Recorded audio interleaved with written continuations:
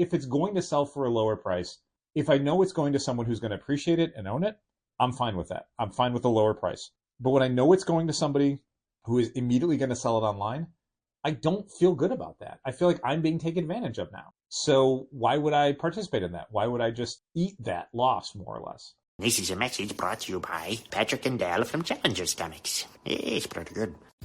In the Midwest, you know the best is there waiting, so come and join the conversation. Eisner approved, fan and artist and creator too. This is how the challengers do. What? Keep the conversation moving along. Keep reading comics, keep your local store strong. If it's hard, then it's a job for the challengers. What? Comics and conversation, y'all. From Challengers Comics in Chicago. This is Contest of Challengers, a comics industry business podcast with Patrick Brower. Patrick Brower. Patrick Brower. Patrick Brower. Patrick Brower. Patrick Brower. Patrick Brower. Patrick Brower and W. Dal Bush. W. Dal Bush. Dal Bush. Del Bush. Dal. Del. Del. Dal. W. Dal Bush. Here's Patrick and Dal. For a while on my calendar that runs across the monitor shelf on my desk. Mm-hmm. It's a tiny little calendar I printed out so I can see the year in a glance to see what we have coming up, what major events we're leading to, things like that. That makes sense. But there's a Sunday night in September that I'm always confused about because it has the word boo written on it. Okay. And every once in a while I look at it and go, what is boo? Mm-hmm. What is that? It's not the word boo. Was it an acronym? It is the number 800. Oh. I have to write very, very tiny. Sure, I get it. And that is theoretically the date of the 800th episode of this podcast. Crazy. I mentioned that because this is episode number 790. I see it on so your that head. is 10 weeks in the future. Oh my goodness. But yeah, every once in a while I'm like, what is boo? We're doing a Halloween thing in September? Right. Why are we doing that? Speaking of Halloween and speaking of October, okay, this is breaking news. So breaking, and can I just say, for the record, I love that we can start these episodes like we did last week with something neither, like the other of us hasn't heard about. Interesting. Or, you caught the Stephen Wacker thing. Yeah. As we were recording last week. Should look on my phone real quick while you're telling me this. Yeah, right. Just in case there's something else that just Well, happened. this is a thing that was... San Diego is currently ongoing as we're talking. Yeah, I've got a little bit of San Diego news, but it's. And I read a publishing thing that I thought was pretty cool that I think we should talk about. It's just Thursday morning. Right. So San Diego... Yeah, there's been no panels yet, so to speak, but they're still publishing announcements that are happening. It's 10 a.m. Thursday morning in San Diego right now. Very few people are as hungover as they will be later in the week. Right, yeah. I'm first envious of anybody in San Diego who gets to go to Now or Never Comics because that store looks amazing. Cool. And we even have a new regular because the very kind people at Now or Never said, oh, you're moving to Chicago? You got to go to Challengers. Oh, that was nice of them. Would love to see that store one day. So anyway, we will be doing a launch event, not just a signing, a launch event for a book, one of the many books that was announced in San Diego Week, as things are brewing up. We will have multiple creators at this event, both of which, I said multiple and then said both. Oops. So, it's not a surprise. Sure. I think it's just two. Okay. Currently two. But currently two, both of which we have done things with before. Yeah. But always separately, never together. Okay.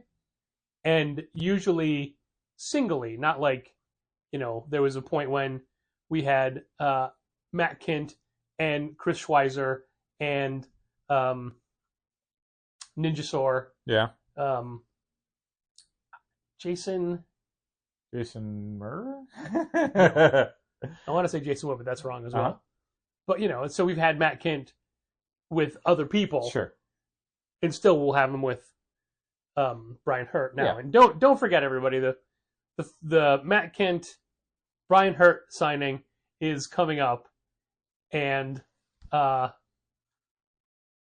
very soon. And our pre-orders for that book for Fort Psycho are bad. Yeah, but honestly, I hate to say that that's typical, but it's fairly typical for a new IP book. No matter, like, you've complained about this in the past a little bit more despondently than I would, that we don't have as much credibility as we used to have. Yeah. That our us saying, like, holy shit, we read this book, it's amazing, you should pre-order it, doesn't mean anything anymore. Like, there's people it has an impact on. There's people who will take our recommendation. But I think it's more that, like, when the book is out and people are like, is this good? And we go, holy shit, it's amazing. Yeah, and you're right. I when agree it's with in you. hand, people will make that decision. But the pre-order, and I don't necessarily blame people. Like, if I wasn't clear on what a book was, I hadn't had a chance to read it, I'm looking at it as, do I want to essentially, like, bet on this book? I wouldn't. I would probably wait until the book is out, I can flip through it, and then I can talk to someone at the store and go, is this good? And that's when people make their decision. Sure. But the last book, like, we rarely on pre-order say, don't miss this. This book is amazing. We stand behind it. Right. We did that for End of Life. Yep. And End of Life is, I think, our best-selling Vertigo book right now. By far, I think. Significantly. But by far is maybe overstating it, but it's by a margin for sure. It is. I'm trying to think of the Vertigo books that have come out to see if there's anything that's an outlier. If you would have but looked it is outselling all of them. End of Life is our best-selling book for the current Vertigo launches. If you would have looked at our best-selling books for last week, it was number 5. Yeah, that was pretty good. And that book, once it's out and you can put it in people's hands and say, look, this is great. I think we've more than doubled our sub numbers since it's been out. Maybe. I mean, our sub numbers were decent because the Peacemaker Tries Hard sold pretty well for us. We've been a big booster for Kyle Starks' stuff for a while. So being able to say, like, this is that team, and also you've read a bunch of Kyle Starks stuff recently that was really good, was an easier sell than some of the other creative teams that they've had for different Vertigo launches that have come out. Put your mindset... Like that Texas Blood was not a huge seller for us. Yeah. So saying, hey, this is a book by that same creative team doesn't mean a lot. Put your mindset, if you can, if you can divorce yourself from running a store and imagine yourself as somebody who goes into a comic shop regularly. This is me or the listener? You. This is you. Okay. And I don't know that's a thing you would do, but... I had to recently. I was out of town for a number of weeks, and I was in Florida, and so I would go to a local shop. Yeah, fair. And so it was, especially in, like, I was gone for about 2.5, 3 weeks. And so the second time I went to that shop, it was without having unpacked that week's books or anything. Like, I was at least aware the week before of, like, what was coming out. Because you left on a Wednesday? Yeah, so I hadn't unpacked any of that week's stuff, but I was in the process of, like, here's what's coming out. The week after that was very, like, I'm going to the shop. Like, I, get our challengers' emails, but I wasn't necessarily keeping up on that stuff. Yeah, but you don't read them. I do. I actually do. But at that point, I had a lot going on, and so it was like, I know I'm not going to be at work this week, so I don't need to be as up on this stuff. I'm not going to be answering customer emails. I'm not going to be interacting with the week's books. I'm not going to have to deal with a lot of the stuff that comes along with our communications. So going into the shop that I was at that second week, was very like a customer would go in. I go in, I look at the wall. Was it I make Dark decisions. Side Comics? Yeah, Dark Side, but like Dark Side, like the Force, not like the new character. God. Yeah. Sarasota, Florida. If you were going there regularly, and they always pitched you books by their friends, right? Would that make you question the actual quality of the book? You're like, yeah, well... A little bit. Yeah. Because I there's a lot of creators I know that the only books they buy are books their friends make. Yeah. And it's like, that's cool and you want to support your friends, but it's like, that's not telling me a lot about your tastes. Sure, That's telling me that you want to support your friends, and I think that's cool. In our instance, these people became friends after we had the store and we met them. No, they're not... I mean, like, they are buying their friends' books. Like... We just got an email about another launch signing inquiry. Okay. Which was actually something I was going to reach out to that creator before anyway. Sure. I think you did you get the email as well? I did, yeah. If you recall, I'd said, like, hey, I can't find this. Yeah, you did. Yeah. I think Lunar will have it. I don't remember for sure. The new catalog should be going out, I think, this weekend. Yeah. because the print catalogs for most stuff is coming in next week, and not DC. DC's always a week late now. It's I bizarre. wish they would get back on the right schedule. I don't understand why they're consistently a week behind the rest of the industry. It's so dumb. Now that we get multiple catalogs, and you've seen what Oni is going to be doing. Yeah, the checklist the card. checklist cards, yeah. Which is cool. Yeah, That's fine. that's I don't know if something. that's going to work, but I'll give it a shot. Sure. But my point is, like, yeah. Do you think people are a little reluctant? We're like, hey, this new Kyle Stark books is excellent. Well, here's the and thing. because we always say that. But here's the thing. Like, if I go to a shop and they're like, hey, this is a friend of the store or whatever. But like you said, like, we became friends with these creators because of being fans of their work. Sure, but the people don't necessarily know that. Right, and I don't know that we necessarily pitch it on the level of, like, Kyle's a good guy. Like, I try to avoid stuff like that. Yeah. Because like, I mentioned this a few weeks ago on the podcast. Stuff like that shouldn't matter to a customer. How much, like, how good of a person a creator is, or how close they are with the store or whatever. Like, again, that's just you buying your friend's books. It doesn't mean you like them. It doesn't mean you like the book. It doesn't mean the book itself is good or that you enjoy it. It means that you're supporting your friend, and that's a different thing. Sure. Admirable as well. Yeah. So for us, it's a twofold thing of we're pitching these books because, you know, like, we genuinely think the books that these people are making are good. Like, we pitch Operation Iron Coffin, not because, like, we've known Tyrell Cannon for years, or he shops at the store and is a subscriber and is behind on picking up his stuff, but because we read the issue and we're like, we saw the solicit and we're like, this is a genius idea. Yeah. Allied soldiers drop Dracula on a train full of Nazis in World War II. That's awesome. And then Tyrell draws the shit out of it. So it's like, that's an easy book to put in people's hands, because the other side of the equation is you only get to play the trust me on this card one time. Until you burn somebody. And then, like, basically it either works and you get another try, or it doesn't work and you never get another try. So if I go into any shop and they say, you got to check out this book by this creator, regardless of if it's a friend of theirs or not a friend of theirs, if I take their word for it, or it sounds interesting and I read it and I like it, then, you know, they've earned another shot with me. Yeah. So I go in and they say, again, same creator or whatever, this is great. I'll be like, well, you were right the last time and I like that book by that creator, so I'm going to read more of it. But if they tell me, you know, read this is great, and I do, and it's terrible, especially if it's the same creator the next time around, no, because I already read it and I know I don't like their work. But if it's even by a different creator, I'll be reluctant, because it's like, well, I took your word for it last time and I didn't like that book. Okay, so what is the hit to miss ratio that would make you say no? Like, what if they say they recommend 4 books and you love them all, but you don't like the 5th one? Are you on board for their 6th recommendation? Probably, but like, I would be a little cautious about it. And if you get 2 in a row wrong, that's it. We're done. Okay. I think that's more than fair. Yeah. Which is why when we recommend stuff, like, we never want to actually, like, I will tell you about a lot of books, but if I'm recommending something, I genuinely think that book is good and I hope you'll like it. Like, I wouldn't recommend something to somebody who I don't think would enjoy that genre, that book, that creator, whatever. Like, I'm a big fan of Josh Williamson's and Tom Riley and Andrea Milani and whoever's G.I. Joe book. But if you're somebody who just reads a lot of, like, independent horror stuff, I'm not going to recommend G.I. Joe to you, despite the most recent arc being kind of a horror arc, because I don't think you would enjoy Dr. it. Mindbender? It was Crystal Ball this time. Oh, I was thinking of Transformers.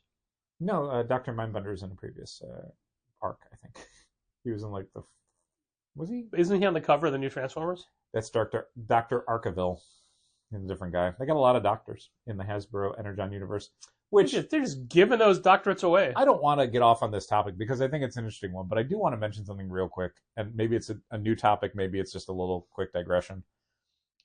You are reading Void Rivals now because of Rob. Well, I will be. I bought it. I haven't read it yet. And I did read the first arc. And you recommended it to a couple different people who you know are Rom fans. Yeah.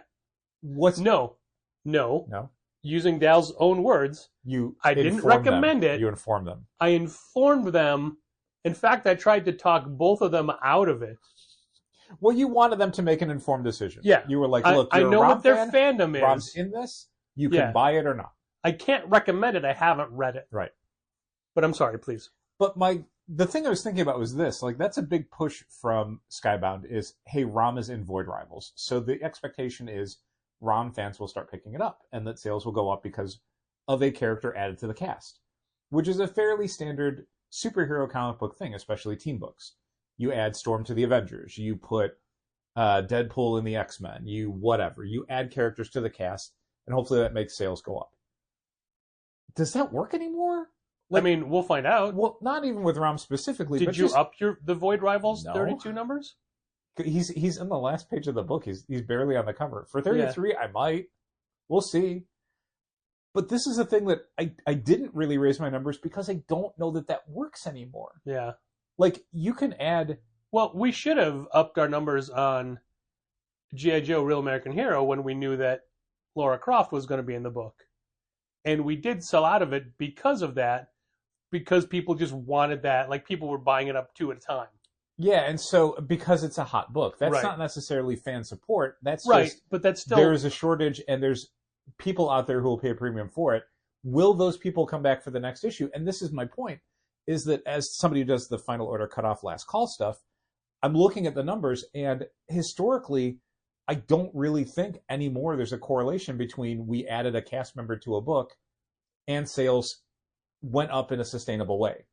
There might be a quick spike or something if it's especially weird, but usually if it's just a character from within that universe joins a team and they have some popularity to them, I don't know that people care anymore. Well, specifically for Void Rivals, I know that 2 of the people signed up are only interested in the book while Rama's in it. Mm-hmm.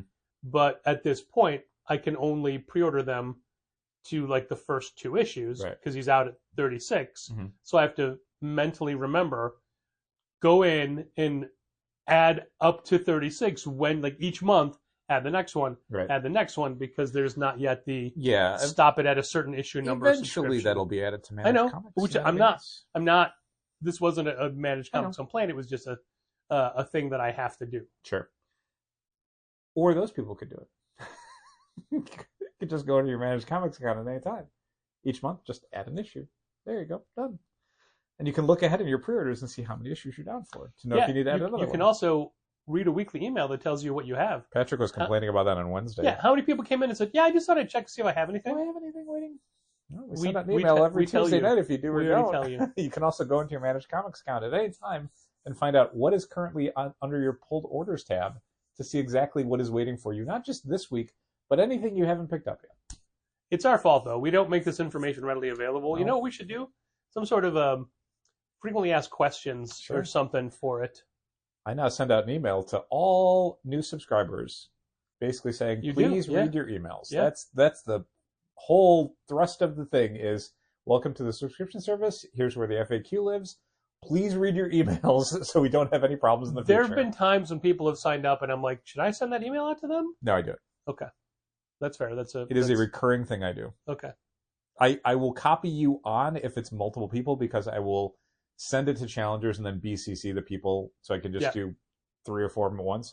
But if it's just a one person, I just send it out from the challengers and then I don't include you on it because it's to one person directly. Sure. Okay. Well, we're about 15 minutes into this podcast, and I want the listener to know that the topic we started on, which we got off topic on, about an upcoming event that we're excited to have come to us, that you, Dal, immediately held up your phone with one of the 2 creators successfully on it immediately. Yeah, I'm glad I did that. Like, 12 minutes ago when we were talking about this. Yep. And I think it's going to be fun. I think those are fun creators. Like you said, we've worked with each of them independently before. We knew they were friends. There was one point where I had to give one thing to another person, and we had to act as an intermediary between them because they were not in the same place at the same time. So fun to do. Looking forward to ultimately, I don't think either of them lives here. No, I don't think so. But it was we were specifically chosen for this. That's very cool. Yeah. Well, it's going to be fun, and I hope people enjoy it. And I've seen some pages from the work in question, and I think it looks good. Yeah. I'm interested to read it. I mean, it's a good artist. The artist has worked with one of the writers before. Yeah. Yeah. And it's as the press release said, for fans of Daniel Warren Johnson's Do a Powerbomb. I can sort of see it. It's For the record, it's not Daniel Warren Johnson. No, it's very sports manga influenced. So I mean, I can see that being a good crossover for sure. Yeah. So I mean, I have no idea what shape this is going to take. No, but I'm assuming it is I'm guessing like a Saturday in October. I would assume we'd want to make it something that a lot of people could attend. Yeah. Other publishing announcements from San Diego, they are trickling out. There's one today that is not a signing we're doing that I know of. Jesus, I wish. There is no way we could get that person. Oh yeah, no. I want to make it clear that like this is my way of saying I already know what you're going to say. Yeah. So Oni is releasing in November 11th, an all new Brian Lee O'Malley Scott Pilgrim comic. 16 years since he last did a Scott Pilgrim book. Yeah, he did, I guess, a mini comic or something for the Scott Pilgrim video game, a recent Scott Pilgrim video game, maybe. So it might have been available digitally some other way, but it's going to be in print. You can buy it. You can own it. November 11th. I think it's an expanded because it was a mini comic for the game, but this is a full size comic book. So it's probably it's just a one shot, one single issue. Yeah, 32 page. It's Scott versus Metal Scott. Yeah, it looks great. It looks great. I think it's very cool, and I think it's the sort of thing that there's a lot of Scott Pilgrim fans are going to come out of the woodwork for that. So, without using actual sounds, do you already have a number in your mind? Well, sorry, I couldn't use actual sounds. Sorry. Those are sounds. Obviously, it depends on pre-orders etc., vagaries. Because I'm curious about how many... at it like. Wow. Okay. If I was going to guess, that's the number I thought you were going to guess. The Spider-Man, Superman stuff, where it's like this is something I expect to want to sell for a while. Okay. And I don't know that they're going to go the IDW route of making a hardcover edition of this later that they're going to keep in print forever. It might just be a single issue comic that they keep in print for like a month or two, and then we're done. I remember at San Diego in 2014, Brian Lee O'Malley broke Ashley Challenger's heart. Oh, yeah? Because Ashley and I were at San Diego that year together. Yeah. And she had a pizza sketchbook. She just wanted people to do sketches of pizza. Sure. And I think I'd contributed to that sketchbook at one point when I was at C2E2. I'd get a few different creators to do a piece in it. Oh, I personally drew a piece of pizza in it. And it was kind of a hassle. Like you had asked me to do it because you weren't able to go, and like, just take it around and get a few people to draw on it. But it was, the idea was just do a quick sketch. And so people, of course, are at C2E2 and they have, a list of things. So it was very like, can I get that book back now? I just want to go. I need to get out of here. Like, I'm not coming back tomorrow for this book. Anyway, he turned her down and said he would not do a sketch. No. And she was crushed. Canadians don't believe in pizza. But then who lifted her back up and gave her faith in comics again and gave her a great sketch in her sketchbook and then gave her a stack of signed posters to bring back to Chicago and give away. And one hung on our back door. It may still be on the inside of the back door in Sidekicks for forever. I don't know. Kazu. Oh, that's right. That's very cool. It is still on the back door. Yeah. An amulet poster. Mm-hmm. So that is, and I was not there. I did not meet him. Okay. When she did, but because I actually loved Scott Pilgrim so much. Sure. When she did a great Ramona Flowers for Halloween one year. Yeah. That San Diego, we were on a mission to get her a Ramona Flowers bag, and we succeeded. Yeah. Anyway, I think a Scott Pilgrim book, even a one shot, will do phenomenally well. Yeah, and I think it's an exciting sort of thing for. There's not only fans who grew up more or less on the original graphic novel series, but also a lot of teens that have been getting into it over the last few years because of the cartoon or because of the video games. They're just Scott Pilgrim's kind of a timeless book now. So a new anything for that, no one was expecting that. Yeah. It's really funny that this is coming out, and yet like the Brian Lee O'Malley like graphic novel trilogy or whatever that some publisher announced like 5 years ago. Nothing to be shown there. Nope. Maybe, who knows? Maybe that'll get a release date like at the San Diego as well. I don't know. Other announcements that I've heard: Absolute Catwoman is now going to be 2 weeks late. Oh, I didn't hear that. Yeah. But, all right. They already needed to plug in an issue to give them a month, so okay. Well, I mean, I think that was a natural, like that was announced at the same time. Sure, because So it was built in, it was baked into the schedule, is what it was. Yeah, but I think it was intentional to give a spotlight to Cassandra Cain. No, I think that was them making lemonade out of lemons. The realization of like, we are going to need a month. If you're doing 6 issues, and you need time, just wait, just hold it. And that makes perfect sense, except we know that's not how publishers operate. Like, they will constantly announce stuff where it's like, this is gonna run late. You're gonna need time. And every fan and every retailer is like, why not just hold off the release of the book until more issues are done? And it's like, 1, they don't have the budget for that. 2, they have a schedule where this book needs to drop at a certain point. The series has to start at a certain time. And regardless of, we only have an issue in the can when we like to have 3 is like tough book releases. And so I genuinely think that like the Cassandra Cain is this them at a planning stage going, okay, we are going to need a break here. So either we skip a month or we do a different story that helps fill in the back. Like, we can build the backstory of this villain character in a separate one-shot rather than trying to weave it into the story because we know we're going to have a different artist drawing it, so why not? In the same way that you look at Absolute Batman and like there's clearly issues where it's like, we're taking a break from our main story to do this backstory, not because it organically fits in here, but because we know that Nick Dragotta is not drawing it, so let's give it to Werther Deladera, or we'll give it to whatever. But then they speed up the frequency, like the publishing frequency of those. Oh, it's insane, yes. Is Fantastic Four bi-weekly now? They released a bunch of issues in a row, I don't know why. It was very weird. Okay, look, I love that book. That book is great. I mean, the more the merrier. Also, an upcoming DNX cover that Camo draws. Yeah. Johnny Storm is clean shaven. Uh-oh. Maybe it's a secondary mutation. Could be. All his facial hair. Can't have that. Can't have that. He's got alopecia. The Marvel solicits for October. First of all, both Amazing Spider-Man and... Did they go up already? I mean, I've read them all. A lot of them say... I didn't see anything. Like, they'll have the title in the credits, and then for the story, it'll say, to be revealed in San Diego. Yeah, I mean, that's traditionally what happens a lot for the catalogs around San Diego, New York Comic-Con, is that there will be a lot of announcements this weekend for books that are going to be in the next catalog. That's just how it works. So both Amazing Spider-Man and Thor go back to legacy numbering. Okay. Thor at 800, Spider-Man at 1,000. Okay. There is a new Punisher. Whatever. There's a new Punisher series of one-shots. They already announced that, yeah. Yeah, where he meets different people. And it's like Tom Waltz, the TMNT the turtle guy. Yep. Is doing it. And it's such a standard Marvel publishing thing of just like, why? Like, were we lacking Punisher content? I don't think we were.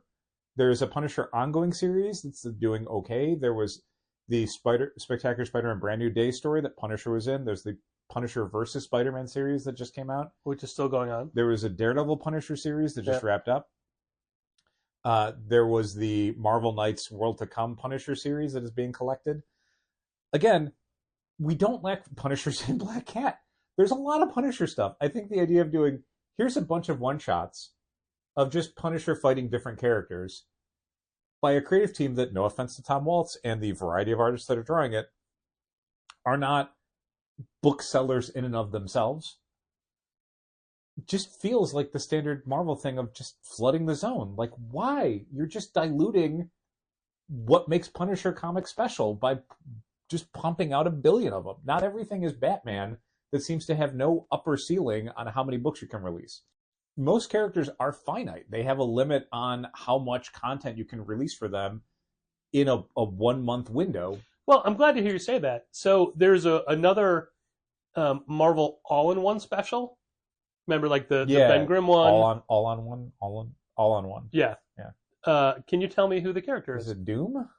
It's Doom. Yeah, they announced it a little while ago. Oh, okay. I think it was already in a catalog, I thought, or maybe it wasn't. Maybe they just had it in the system, but it wasn't in the catalog yet.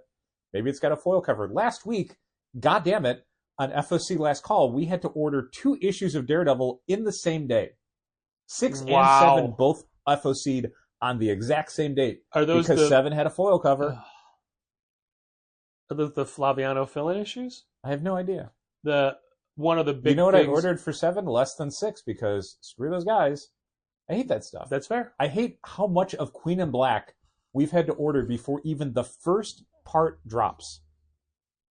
And so many miniseries. Yeah, and that's I'm not even talking about the main book of, like, I think we ordered issue 3 before issue 1 even came out of a 5-issue series. So more than half of it we had to order before we had any sales data on any part of it. And then, like you said, a bunch of one-shots and miniseries that, again, no idea what people's interest in Queen and Black as a series is. If I'm going off of pre-orders, I'll tell you the interest is really low. So, yeah, I don't get it. Like, I don't get why you're making me order so much stuff well in advance and then ordering a ton of stuff before the books even come out. Because, again, I'm going to order conservatively. I'm not going to order, like, oh, man, what if Queen and Black's a huge hit? I'm going to order, like, you're making me order blind, and people are telling me they're not interested. So why am I going to push your book at this point when you're making it so hard for me to do it accurately? Because they're Marvel. Yeah, that is also a huge negative. What else? Does Gambit have a movie coming out? There's a second Gambit miniseries. Gambit's going to be in an Avengers movie that's coming out in December. Christ. But he's already got his series that just debuted today. Gambit this week. Wanted, which is one of those retro series. And then there's Gambit Wild, which is another series. I don't even know what that is. I mean, number 2 is in this catalog, so we've already... I have no idea. Yeah, so there's 2 Gambit minis. I think one is retro, one is current, is the difference. Whatever. This is something we talked about with the Steve Wacker stuff. It's like, this is what it was like at the end of the Bob Harris era, where it was just like, you could never tell what was part of the current Marvel continuity and what was just like some flashback series, which was like an X-Men Hidden Years or whatever. That sucks. That's a horrible way to run your publishing line. When, again, we talked about all these Punisher books, I don't know which of them take place in the modern day. I think it's just the main ongoing series. Like, the Spectacular Spider-Man Brand New Day thing, is that a flashback series? I think it might be. And then I think the Punisher versus one-shots, I think, are all retro-coded things. That's so weird. It's needlessly confusing. You're putting out books no one's asking for in a way that is confusing to your readers. I don't know why you're surprised that your line is doing so poorly. Other things that I don't understand in the Marvel catalog is Avengers #1. Mm-hmm. It was in last month's catalog. Yeah, they've done that before. All the Midnight books. That makes sense. They're coming out in October. Yeah. And in the first week and together. But we've already... And Alone. They already solicited X-Men, but that was before they pushed it. Yep. They are resoliciting it, essentially. Yeah. That Dan Panosian Wolverine Paradise series. Yeah, we had to order the poster for that, and I looked at it and I said to Molly Jane, what the hell is Wolverine Paradise? And she's like, oh, is it the Dan Panosian book? I'm like, yes, but what is it? Like, the word paradise is written in a disco font. Yeah, it looks very like 1980s Miami. Yeah. And I'm like, is this another flashback series? Yeah. Is this like, what was Wolverine doing in Miami in the 1980s? Like, oh, well, he had just gotten off of a train full of Nazi vampires. Oh. Oh, wait, no, I was thinking of Dracula Motherfucker, and that was the 70s. Mm-hmm. But that would be it. Like, hey, where did Dracula go next? Yeah. He went to Harlem. Exactly. I don't think I remember much else from Marvel, but it's just a lot of... the next Premier Collection books. Okay. Iron Man Extremis. Okay. Shoot. They were actually like 3 decent ones. Yeah. No, I can't remember the other 2. Mm. Did you notice that the most recent original Ultimate Spider-Man collection, so the Bendis Bagley stuff that just came out, it's branded Epic. The old Epic logo. Oh, no. You know, the lowercase e and the little... Yeah, the Epic logo is on the back of it. Oh, maybe that's what they're calling the Epic collections now. But that wasn't an Epic collection. I mean, they are. They've been doing Epic collections for the original Ultimate line. But when you say Marvel and Epic collection, that's a specific themed... I mean, they do have their own format. Right, okay, right. Oh, so it's a... Oh, well... if it's a different format, you can't call it the Epic Collection. I say format, but it's just a different Design. Yeah, different book trade. I thought the trade dress looked neat. I think it's so weird that, it's 26 years later and they've had probably a dozen different iterations of these publications. Yeah, a kid had come in the other day and he was looking for Ultimate X-Men. I'm like, well, we've got these Ultimate X-Men collections, but which Ultimate X-Men are you looking for? Yeah. Here's the Beach Momoko one that came out like over the last 2 years. And then here's the original one by Mark Miller. They wanted the Peach Momoko one. Okay. So it's like, good, here we go. I think everybody should want Peach Momoko over Mark Miller. Yeah, probably. I mean, certainly her books sell a lot more than Mark Miller's do now. So basically all the San Diego news that I had was just that the Marvel solicits. Yeah, and there's other stuff that I'll get to, but none of it looked like bombshell announcements. Yeah, and I mean, I'll check my phone again real quick, but we are so early in the cycle. Oh, yeah. That there was a bunch of stuff last week as people were trying to get news out before the convention hits, but there will be panels, I think, for different creators and publishers that will happen Thursday during the day, Friday, Saturday, and then that stuff will then be press releases and stuff. Image, I think, has a few panels. I would expect more stuff from like the Energon universe. I would expect more stuff from Marvel and DC. I wanted to bring up something that is just I don't know how to preface it, but it's simply this: you and I own Challengers. Oh, cool! Everything in the store before it is bought by a customer is ours. True. We own it. We do. We've bought it. It is ours to sell. Yes. Just because we order something, we are not obligated to sell it. True. There are many things that we order just for ourselves. It's true. People may have remembered hearing me talk about how crazy I went when we got our Alliance vinyl account. Yes. And how many albums I've bought. True. That necessitated me buying a whole bunch of different storage for my home. We've been known to buy an action figure or two from our vendors. Yeah, and there are things we buy for us. And technically, we're buying those to sell them to us. But those never make it to the sales floor. Sure. Just because we order something, it doesn't have to make it to the sales floor. Okay. And occasionally, there are things that we get with the intention of selling them that we realize there is a higher market value elsewhere. Yeah, we list some things on eBay. Yeah, we don't have a dedicated Challengers eBay store or account. But from time to time... I mean, some of it is just, it's a psychological thing where we never wanted to be the store that's like, oh, this is a hot book, now it's like $20. Right. But the realization occurred over time that, like, okay, you don't want to participate in that market, but that doesn't mean that market doesn't exist. So if you say, okay, well, this is a book that's going for $20, the cover price is $5. If you leave that on the shelf for $5, all that's going to happen is that it's going to get bought up by people who are in turn going to sell it for $20.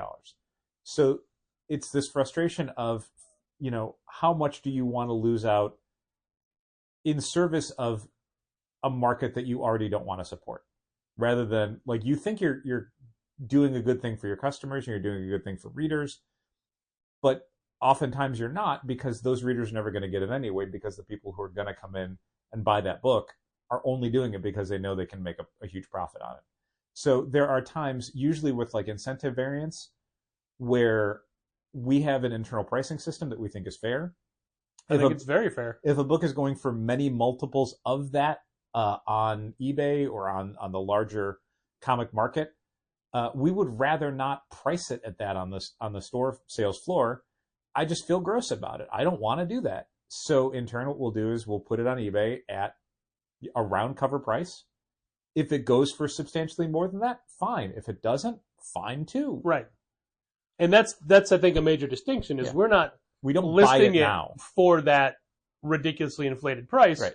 We put it out there at what we would in the store and see how it climbs. Right. And I think that is more than fair. And I think that there's a level of... It's definitely how we've tried to make sense of a very complicated market where we try to walk the line between, not screwing ourselves, but also not screwing somebody else. Yeah. Like, what is the compromise situation where, if not everybody wins, then at least everyone's treated fairly? So ultimately, if it sells for a higher price, it is a price that someone out there has chosen to pay. It is not something that we specifically charged a price for. Right. And we don't look at every incentive and every special thing and scour the internet saying, what are these going for? We have some sources that will say to us, this is a book, if you have this is a hot book this week. Yeah, and what that tells us is not like you need to mark it up so much as like, if you're charging what you think is a normal fair price, that book is immediately going to be bought by someone who is not a regular customer, who is immediately going to sell it for that premium amount online. So again, like, how do you want to deal with that? There's times where it's just like, I don't care. Fine. We have a ton of them. I don't give a shit. But there's other times where it's like, we have one and I don't like the idea of it not, if it's going to sell for a lower price, if I know it's going to someone who's going to appreciate it and own it, I'm fine with that. I'm fine with the lower price. But when I know it's going to somebody who is immediately going to sell it online, I don't feel good about that. I feel like I'm being taken advantage of now. Yeah. So why would I participate in that? Why would I just eat that loss, more or less? In the past, when I would be compiling a list of new releases to post online each week, I would always eliminate the incentive variants. Or if it was like a 1 in 10 and we were getting like 5 of them, I'd leave it. Yeah. Because those are not, hot books are never ones you're going to have 10 copies of as an incentive ratio or whatever. Yeah, probably not. Like, we get a sizable number of the 1 in 25s for like Absolute Batman. Nowadays, which is one of the few they still do 1 in 25s for, yeah, to be fair. Nowadays, those sell, they don't necessarily sell out, and there really isn't like a rush on them like there was like for the first 5 or 6 issues. Yeah.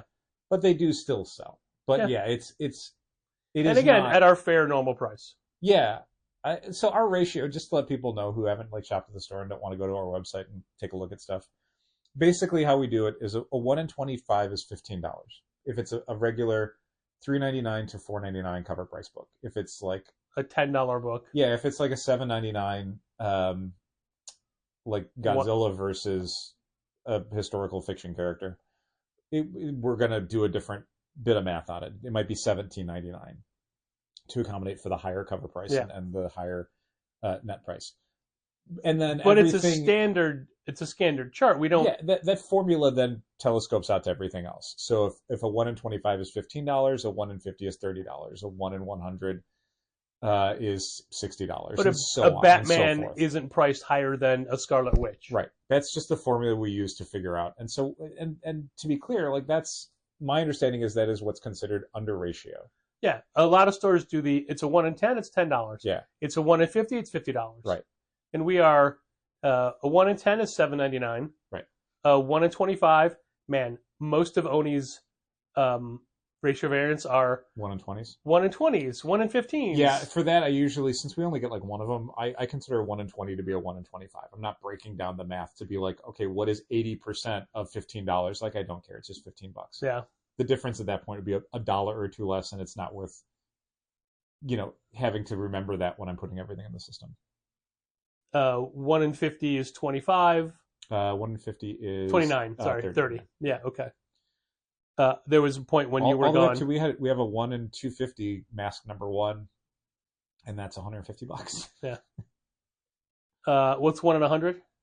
$60.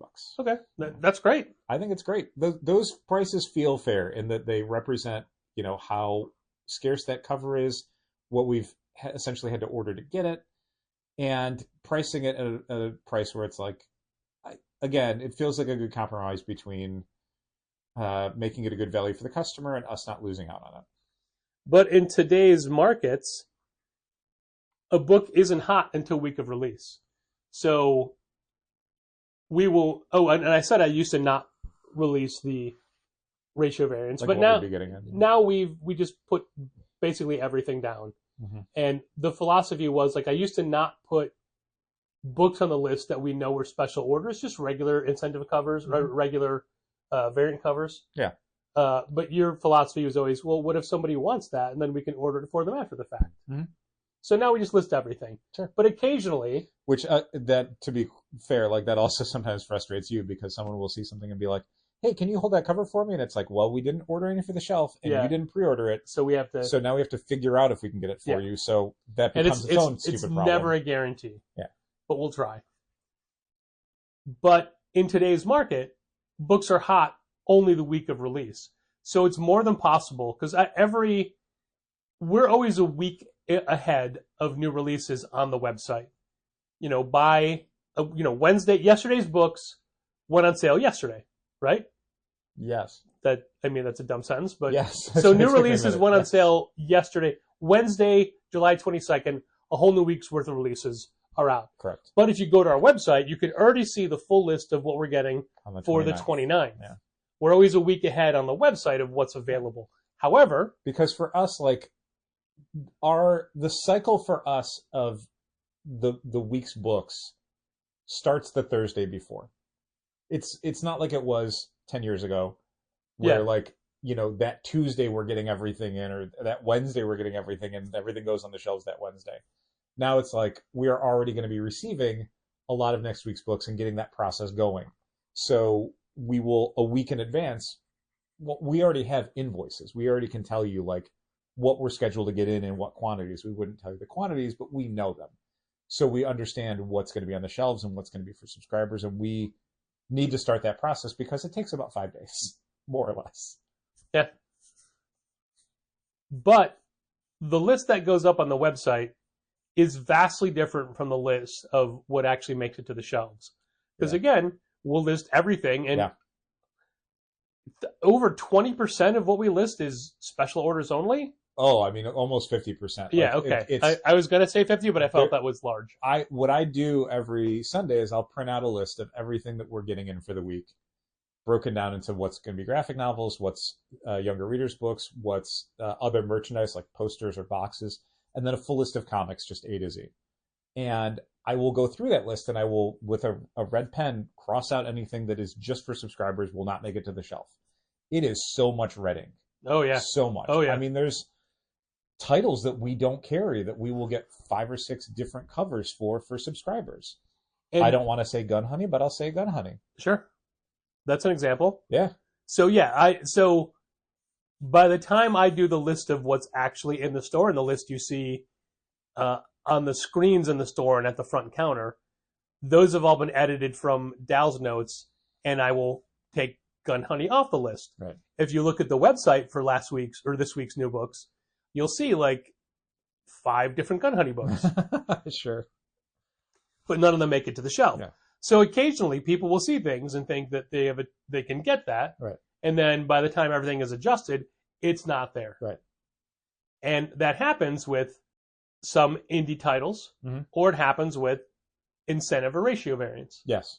Because we only find out the Tuesday before what the really hot books are. Right. And for the most part, we don't even act on most of them. Yeah. It has to be a considerable bump. Yeah. Like if a $15 book is going for like $20 or $25, it's like, I'll take 15. Yeah. It's not worth it for me to list it on eBay and go through all that hassle and the shipping and everything else. I will take the $10 loss and just sell it into my store. But sometimes something is piqued the interest of collectors. In fact, there was a book that we never even listed as getting. Occasionally promotional material seeps into the real world and people are like, I want that thing. Mm-hmm. And there was a Image last week in preparation for San Diego this week. Mm-hmm. They printed up a bunch of ash cans of new books like Hammer Fist, the new Steve Epting and Rick Remender book. Yep. The Last Driver from Sean Gordon Murphy. Yeah, or Pearlbound. Cayman Blade. Yep. From the Little Bird team. Yep. And Crowbound, like you said, from Jeff Lemire and Dustin Nguyen. Thin? I was told it was pronounced more like thin than wing. But, sometimes people are like, oh, I hear you're getting this. Can I get it? Which I defend a little bit as I think when people hear like stores are getting this ash can or whatever. Yeah, they think it might be a stack of them. A quantity. Yeah, because we like the Marvel catalogs. Yeah, coming out I think soon. There's maybe the 29th. There's a Godzilla. There's a Godzilla one. There's a Star Wars one. Yeah. That we will just put on the shelves and you can just grab. We've done it before. This was not that. This was Image sending to stores a single copy of each of these ash cans of a in-demand book. Yeah, to read or keep or sell. And we opted, because we had a limited number of them, to just list them on eBay. Again, these are going for... I don't want to set an insane price and feel like an asshole like I'm gouging people. I would rather just essentially check out of that process by listing them on eBay. They sell to somebody and let it go on its own. I don't feel like I'm involved in that. Like, I don't want to have the face-to-face version of, I know I'm charging you $60 or whatever for this chain kata ash can. You might not think that's fair. You might feel like I'm taking advantage of you because you're a Daniel Warren Johnson fan and you want this book and you want to own it. You don't feel like that's fair. And it's like, I don't want to deal with that in my store face-to-face. So that stuff, for my own mental health, if nothing else, goes on eBay. You can go there, you can buy it, you can pay whatever you feel is fair or not fair. You don't have to pay for shipping if you want to pick it up in the store? Yeah, if anyone cares, the eBay account's W. Dal Bush. Just type that in. That's my name. It's my old eBay account. It's not the Challenger store account. Although we do list a lot of Challenger stuff on there. We also list some of my action figures that I'm moving on. If you find yourself needing a Velocitron 5000 Transformers action figure wait. from the Walmart line for like $20. You didn't offer Velocitron to me first? No, that's the subline. So it's Burnout, I think, is the one that no one wants to buy for $20. You can buy that. And also, I want to point out that we are both big Daniel Warren Johnson fans. For sure. I'm excited about Chain Kata. I think it's going to be good. Neither of us kept this for ourselves. No. I mean, we do still run a business, you know what I mean? Like, yeah. I think that's the thing that is standard in comic shops, is the idea of, like, the store owner treating it like, oh, I get all these things first. And like you said, obviously, we take advantage of that to a degree. Yeah, but things we order for ourselves. Right. But, and if we only got one of something and we knew that a customer wanted it or needed it or whatever, I would probably just let them get it and be like, I don't know, I didn't get that. You know what I mean? You mean the thing you order for you? Yeah, or like if we ordered a hardcover from DC, let's say. Yeah. And for whatever reason, it ended up being super allocated. And I ordered one and a customer ordered one and we only got one instead of the two that we were supposed to get. I would be like, that customer's going to get it. Yeah, you gave up your amalgam omnibus. Yeah, I'm not going to take that, even though I could, and they'd never know or whatever. I would rather the customer get that because I know they're going to enjoy it and I know they want it. And I think a lot of retailers do that for the stuff that they get in, the promotional items where it's very like, oh, for me. And it's like, well, yeah. And I mean, you don't have to sell an ash can. You can absolutely just keep it. Sure. But, you know, for us, we run a business and we have costs and we have rent and we have a million other things that go into why we run a business. So, yeah, man, these are all going to get sold online on eBay. And ultimately, this was brought up because there was an incentive ratio cover yesterday that was already going for stupid money before the book was officially on sale. Mm-hmm. And we put ours on eBay. Yeah. And several people during the day, I wanted to say a lot of people. Yeah. Well, so the problem was we had done our normal social media stuff where I set up the New This Week wall Tuesday night, take pictures of it, I film a video of it, and I give it to Patrick, and he puts it online. And then between that process and Wednesday morning, you had said, hey, this book is actually going for a crazy amount. So I said, okay, well, we're going to list it on eBay then. We're not going to sell it on the shelf. This is before the store even opened.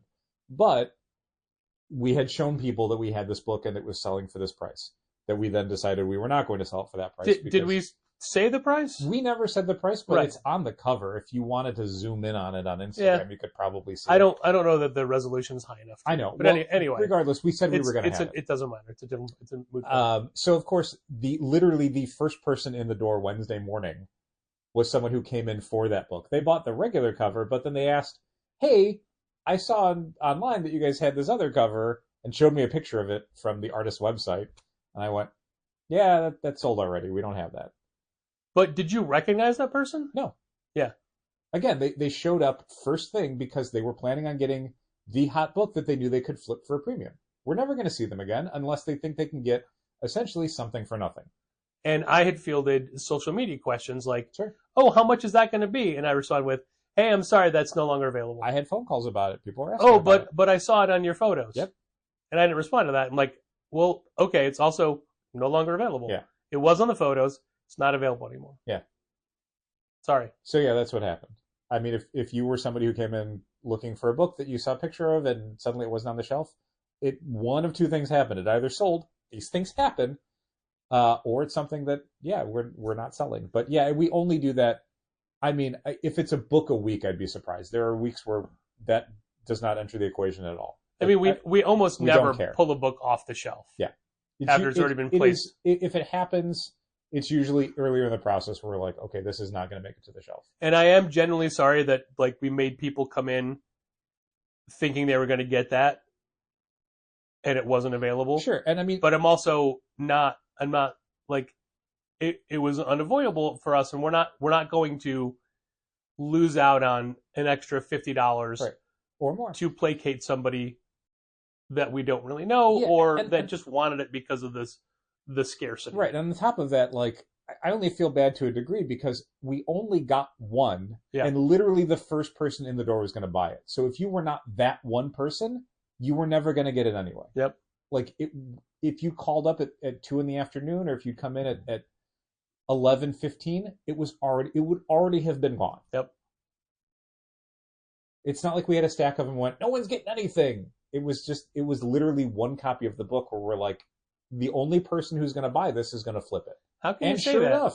Sure enough, the first person in the door was somebody who had not shopped at the store before and will probably not shop it again, but they saw this on social media and realized, oh, this is the thing I can resell for a premium. It's funny you say all that when you sit on your throne made up of dozens of copies of that one book. And Pokemon cards. So many Pokemon cards. Yeah, just boxes of Pokemon cards. So I made a chair out of them, everybody. We finally get Pokemon cards. We get 3 sets at the same time. Uh-huh. Everybody only wants the one set. Pitch Black, the new one, sold out. Well, you keep saying the new one, but for us, they're all new. We got them all at the same time. Technically, Pitch Black is the new one. I don't know. I can't speak to the other stuff. Yeah.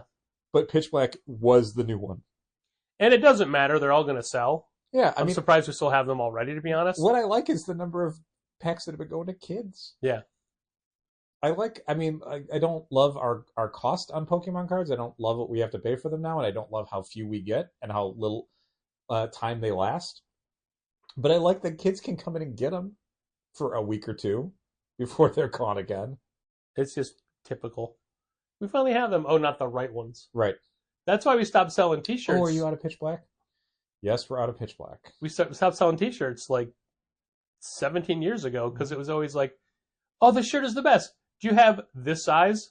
We could have 5 sizes, but be missing the one they needed. No. That was how it was no matter what. It was always different sizes too. Yeah, I mean, carrying T-shirts was always like, you got to carry stock of 7 different sizes of each design. Yeah. Like, that's a lot of money tied up in T-shirts. Yep. So we just stopped doing it. Yep. And now T-shirts are everywhere. Good. In fact, I think we're both wearing T-shirts right now. I am. I'm wearing a T-shirt as an undershirt, but what is yours? It's a gray T-shirt. It doesn't have anything on them. Mine's in a previous year's I Love You But I've Chosen Comics. It's a good shirt. I did find an artist that I really liked that I think would do an amazing T-shirt for us, and I reached out to them. You did? But I have yet to hear back. That's unfortunate. The good news is you are very on top of this in the sense of like the shirt needs to be available for people to see in February of 2027, and so in July of 2026 you are trying to source an artist. which is good because it means that when artists are doing their artist thing, which is taking forever to respond, taking forever to send in sketches, taking forever to get finished designs, all of that is included in our timeline. Yeah, I feel like I'm behind. Yeah, right now you're telling me like, come on, get on this, and it's like, it's July.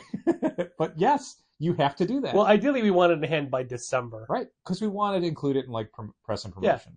When we are doing flyers, when we're doing banners, we want to be able to say, this is the design for this year's shirt that you will qualify for if you shop during a sale. What did we do Tuesday night? Oh, yeah, we worked on the Christmas card. Yeah, we went on location to take reference photos. What did we do Tuesday night? We went to take reference photos for Greg Titus for this year's card. Yeah. Because, as always, and I can't remember if I mentioned this recently or not, but I gave him a very simple a very simple concept, and he's like, great, let me make it super detailed and full of extra elements. I'm thinking about painting it on the ceiling of the store. All right, great. All right, cool. I'm like, it's just going to be Dal and I waving in a little circle. He's great. Like, great, let's take that, but source it out to be like the Sistine Chapel. So you and Dal are God and Adam, and then every comic character that's ever existed is going to be around you. Yep. And he's real good at. I mean, his added detail is phenomenal. Yeah, it's great. I mean, the finished product will be substantially better than whatever we could come up with, but that takes time. There's a lot of things that take time, and we're always working on things. It's true. Yeah. Yeah, but it's fun, Yeah, I like what I do for a living. I think it's a fun job. Yeah. I like working on it. I'll be working on it again this weekend from home as the new catalogs go up. And I start working on that email. I'll be working on it immediately after we end this podcast. So thanks for listening. And keep reading comics. This has been Contest of Challengers. Thanks for listening. Keep reading comics. Challengers is located at 1845 Northwestern Avenue in the Bucktown neighborhood of Chicago. 773-278-0155. Keep up to date with new releases and events at challengerscomics.com. And help fund this podcast at patreon.com/challengers. Finite.